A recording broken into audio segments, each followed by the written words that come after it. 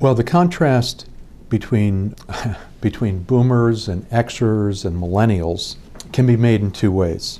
One is that in the boomer generation, the typical attitude was to find a career and build a life around it.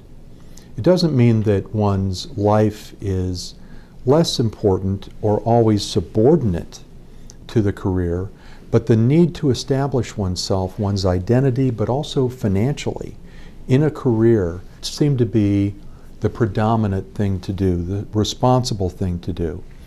Xers came along and they seemed to be saying career, personal life, family life, I want them to be pretty equal. Millennials have taken it another step and said, I want to build a career around my personal life and my family life. I want to determine what's best for me, what's interesting to me, what's good for my family, and then I'll figure out what career I need to satisfy those interests.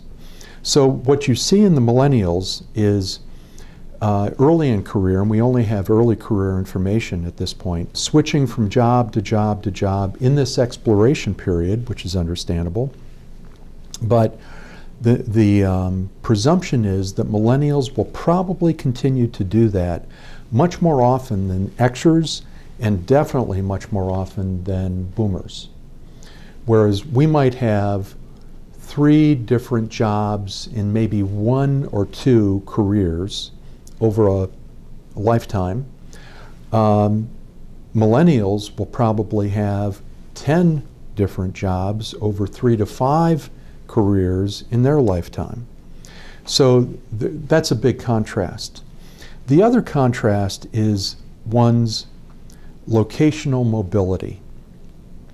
Millennials in general are less bound to location, at least so far, than boomers and even Xers felt.